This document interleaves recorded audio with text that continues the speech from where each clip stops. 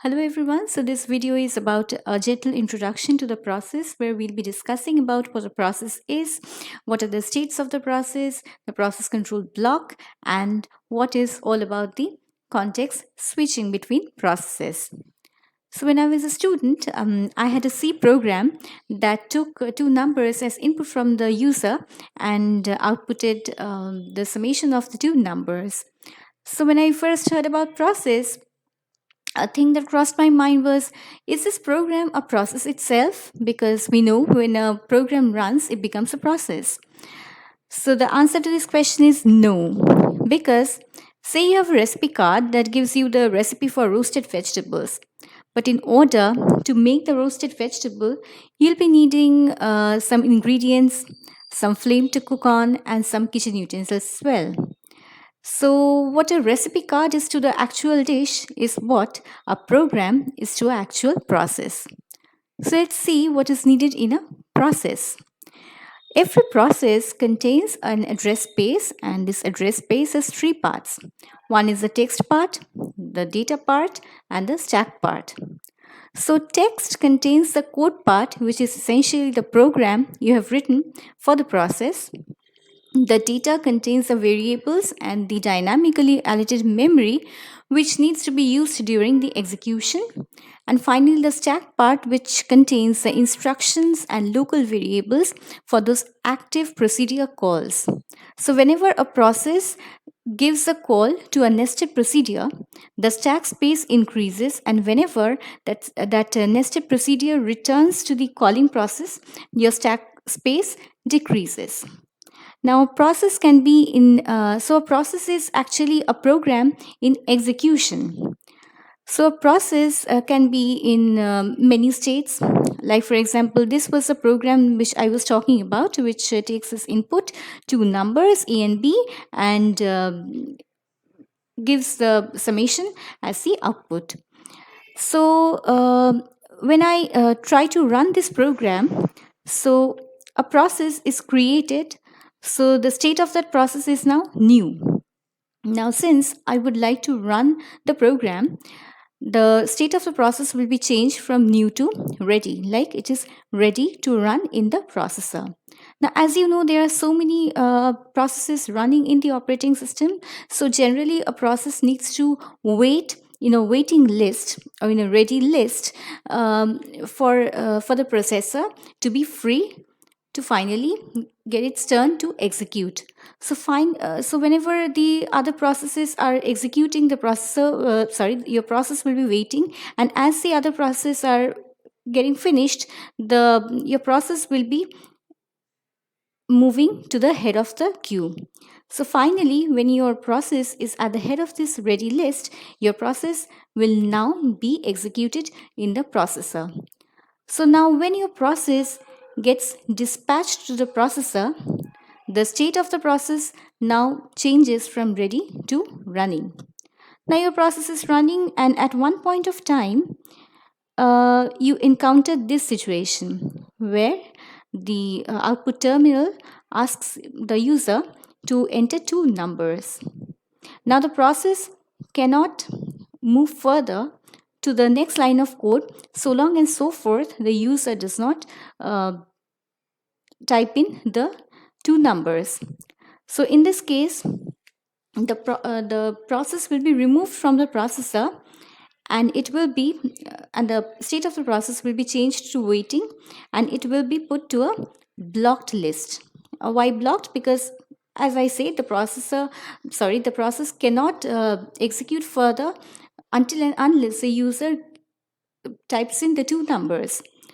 So once the user types in the two numbers, in this case, the user types in 12 and 15, now the process will be taken away from this blocked list, will be popped from this blocked list, and the state of the process now changes from waiting to ready. Now again, in the ready queue, the process needs to wait for its turn, and when the turn of the process to be dispatched to the processor comes, the state of the process is again changed from ready to running, and finally, when the process completes its execution, like when it shows that okay, the summation of the input is 27, that is it comes to this line of code, it returns 0, and now the state of the process will be changed to terminated. Now, as you can see, the operating system has so many processes going on, and since there are so many states of the process, and like some are waiting, some are one is executing, some are ready, so it has to find a way out to keep information about each process so that it can effectively manage those processes. So, in order to do that, the operating system maintains a special data structure that contains some information or some metadata about each process. So, each process contains this data structure known as the process control block. Now, what does a process control block contain? First, it contains a process ID which uniquely identifies a process. Next, it contains a process state which says that what is the state of the process, like is it new, is it ready, or is it running, or is it waiting. So just as I previously explained to you. Next, it has a program counter which holds the address of the next instruction to be executed for this process. Next, it contains some CPU registers that depends upon the computer architecture of the machine. It can include the accumulators, general purpose registers, index registers, stack pointers, and in some cases some condition code information. So along with the program counter, this state information needs to be saved, so when an interrupt occurs, the process can continue correctly afterwards. Next, it contains some memory management information like what are the base and limit register values, the page tables or segment tables. Now, this will be explained to you when I will take the lecture on the memory segment of the operating system. Next, some scheduling information, the CPU scheduling information that will include what is the priority of the process, and what are the pointers to the scheduling queues, other scheduling parameters, which will again be explained to you in a subsequent video, like what a CPU scheduling is or what is it all about. Next, it will contain some accounting information, that is what was the amount of CPU which was used for the process, the time limits, the job or the process numbers, the account numbers, and so on. And some IO status information, which includes what were the IO devices allocated to the process, what were the lists of open files which are linked to this process, and so on. So now what happens is there is a process table which might be per user or based on whatever be the number of processes in the system. So the operating system maintains a process table where the process table contains a process ID, and with that a pointer that links to the process control block of that process. And this is how operating system retrieves information regarding a process. Now next, we'll be moving on to the context switching. Now, what is actually context switching? Just when I was trying to explain the different states of the process, I said that after some time, when the process was waiting for the user input, that process was released from the processor, and it was made to wait while the other process, while some other process was dispatched into the processor. So this is known as the context switching. So what happens here is, when a process, say there are two processes in this system, as we can see here, process A and process B in the main memory. Now process A is executing, and we are considering that there is only one processor in the system. So process is executing, and after some point of time, kernel needs to dispatch process B, like it needs to remove process A from the processor, and process B is to be placed here. Now there might be many reasons for that. Maybe that process A has terminated, or more like process A is waiting for some time, is blocked, so it needs to dispatch process B in its place.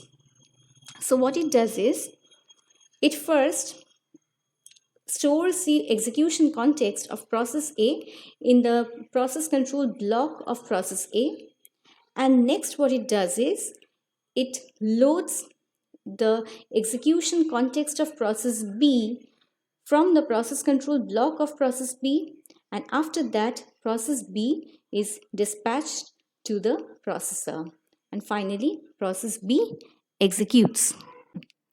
Now, this context switching is basically an overhead. Like, the system does not do any useful work while context switching between the two processes, and this context switching time varies from system to system. And the main factors on which the context switching time depends is the memory speed, which is again dependent on the kind of machine you are using, how many number of registers that are to be copied. Sometimes there are some special instruction, like a single instruction, which asks to load or store all the registers, and also on the underlying hardware support. That is also again dependent upon the system architecture.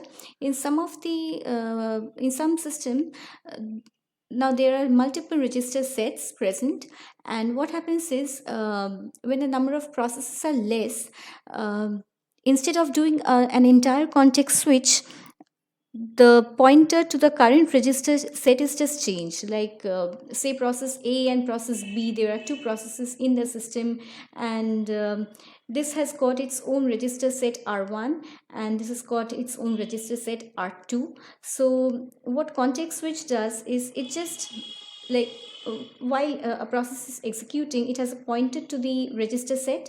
Now this pointer is changed according to which process is loaded in the system, and the system can resume its execution.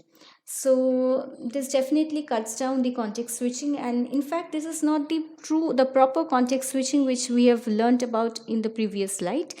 This is only possible when the number of the number of processes in the system is low. So that is all about context switching. So in the subsequent lectures, we'll be learning more about processes. So that is all for today, and there is a link given in the description box that takes you to a site that contains some MCQ questions on process and whatever I have taught you in this lecture. So I highly recommend you to go through those questions and try solving those.